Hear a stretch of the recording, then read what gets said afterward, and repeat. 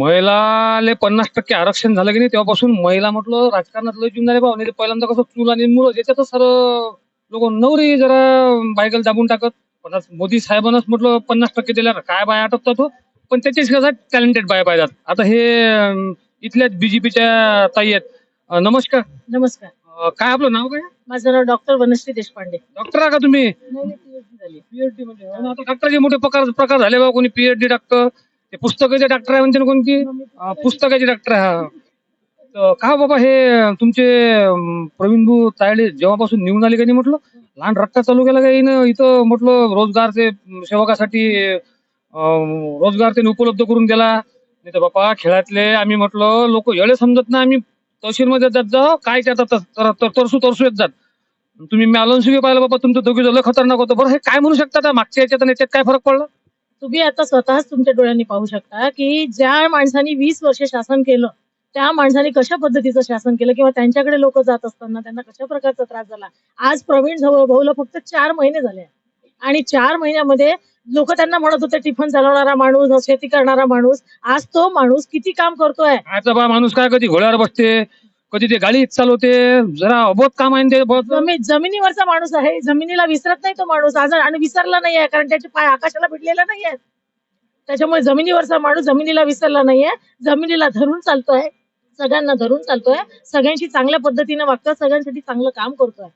आणि आमच्या बहिणीसाठी तर आमचा इतका चांगला भाऊ आहे तो की आम्हाला कोणत्याच गोष्टीचा त्रास नाहीये. म्हणजे पहिल्यांदा तुम्हाला तो बच्चू कडू विचारच नाही वाटते? नाही, बच्चू कडू विचारत नव्हता अशातला भाग नाही म्हणत आम्ही. तसा प्रश्न म्हणत नाही. तेव्हा ते आमदार होते बच्चू भाऊ. आम्हाला त्यांच्याबद्दल इतकं काही वाईट बोलायचं नाहीये. ते आमदार होते त्यावेळेला ठीक होतं. पण कसं आहे काही कालांतराने त्यांचं जे वागणं आहे किंवा त्यांची जी काम करण्याची पद्धती होती ती सगळी बदलून गेली. आणि आज तुम्ही पहा की या प्रवीण भाऊंचं जेव्हा तुम्ही आता आमच्या सगळ्यांच्या मीटिंग मध्ये पाहिलं.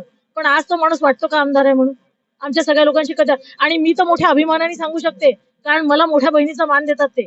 आणि कधी पण जेव्हाही पण मी कोणत्याही मीटिंगला येते कोणत्याही गोष्टीला आल्यानंतर मला प्रत्येक वेळी वाकून नमस्कार करतात. मलाच कसं तरी वाटतं. मी त्यांना नेहमी म्हणते की प्रवीण भाऊ तुम्ही मला नमस्कार नाही म्हणे माझी मोठी बहीण आहे मला तुझा आशीर्वाद पाहिजे. तुमचं बा प्रवीण भाऊ तुमचं चांगलं शक्य आहे त्याच्यामुळे तुम्ही प्रवीण भोले 1 घंटा तुमची मुलाखत घेते. तुम्ही प्रवीण भाऊ करसान. बाकीचे बाहेर विचार लागेल ना. तुमचं नाव काय बापा? नमस्कार, मी सौ नयना सतीश जोशी, भारतीय जनता पार्टीची विधानसभा प्रमुख या पदावर आहे. काकू तुम्ही निरा गुणगानच गायत जा बाबा. तुम्हाला काय कशा पद्धतीचं बघता?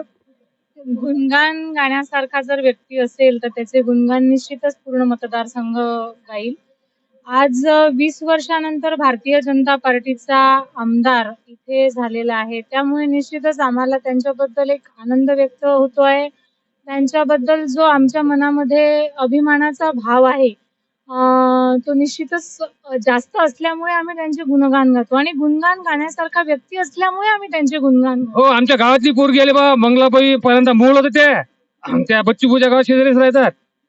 तेली विचारून आपण काय म्हणतात तर काय म्हणते बाबा कशी काय आली?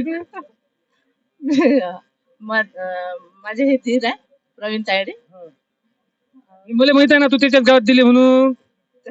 माझे धीरच आहेत ना ते. धीर म्हणून आली का आमदाराचं चांगलं काम आहे म्हणून आली तू? आमदाराचं चांगलं काम आहे म्हणूनच आले. जरा बाया त्याला गुणगानच करू आले बाबा तिचे. मग चांगलेच आहेत ना. मी त्या गावात चालतो ते निवडून आले त्यावेळे. मग आले का बरं नाही तुम्ही? पुण्या भाऊ आमच्या गावातली पोरगी म्हटलं भेटली का नाही. पुण्या किती आतुरता राहते. तिला असं वाटलं की मी ओळखलंच नाही.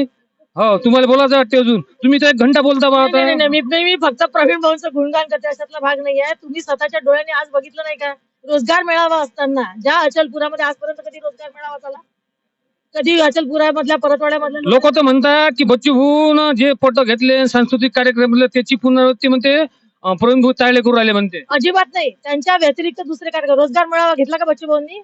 आज रोजगार मेळावा झाल्यानंतर इथं 360 आतापर्यंत नियुक्तीपत्र वाटले गेले. झाली का एवढा मोठा रोजगार कधी मिळाला का?